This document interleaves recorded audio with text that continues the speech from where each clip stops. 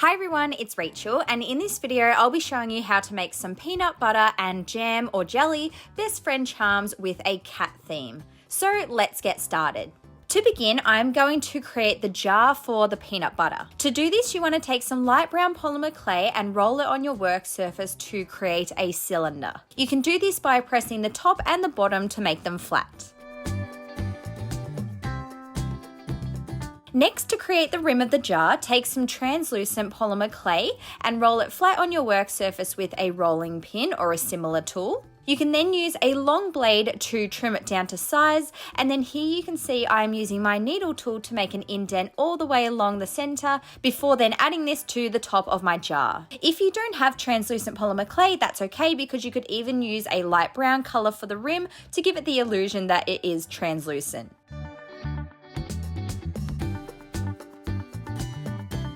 For the little label on my jar, I'm going to be using some purple polymer clay. So I rolled this flat on my work surface and trimmed it into a rectangle before then positioning it onto the jar. So obviously that's it for the peanut butter jar, and then I created the jam jar with the exact same method, just different colors. Next up, we are going to create the cat. So you want to begin with the cat's paws that stick out of the jar. Take 2 small balls of white polymer clay if you're making a white cat, and roll these into teardrops that you can then curve slightly on the handle of one of your tools before then adding them to the front of your jar hanging over the edge. To create the cat's head, add on a ball of white polymer clay, and then next we're going to create the ears by pinching a piece of clay into a diamond shape and adding a smaller pink diamond on top before then cutting this in half. Once you cut your diamond in half, you should have 2 even-sized triangles for the ears, which you can then position on the head and also blend them down with one of your tools to make sure that they're nice and secure. To create my cat's face, I'm going to be using some dark brown polymer clay. So here you can see I'm rolling it into a really thin coil on my work surface. I decided to give my peanut butter cat a very happy expression, so as you can see I am adding some little curved brown pieces of clay for the eyes, and then I made the mouth and the nose in the center.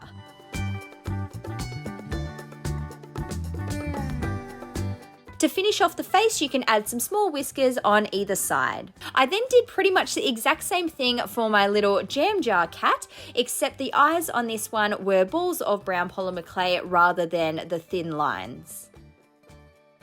To finish off the cats, we need to add a tail, so roll a long teardrop shape on your work surface and curve it slightly before then positioning it on the back or on the side of your charm. Now we are going to create the peanut butter. So here I have some Sculpey Bacon Bond liquid clay, which is a thick liquid clay, and I'm just popping a little bit on a piece of baking paper and then mixing it together with some of my peanut butter colored polymer clay to make a really nice thick mixture. Once I was happy with the consistency, I then dripped this over my cat's head, and I also popped it on the paws as well. To create my jam, this time I'm going to be taking some Fimo liquid deco gel, which is a thinner transparent liquid clay, and here I'm mixing in some of my pink polymer clay that I used for the jam jar. Again, once I was happy with the consistency and the color, I'm then using my needle tool to drip this over the cat's head and also pop it on the paws as well. If you want to make your cats into charms, go ahead and add an eye pin in the top and then bake them in your oven according to your package's instructions.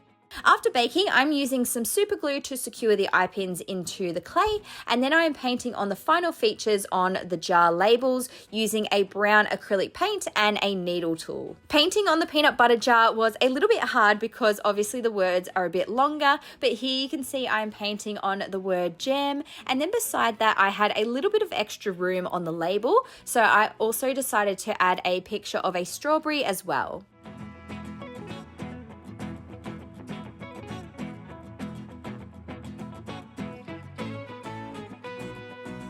Once the acrylic paint is dry, you'll then want to seal it in with some type of glaze, and on mine I'm using a layer of UV resin on my charms.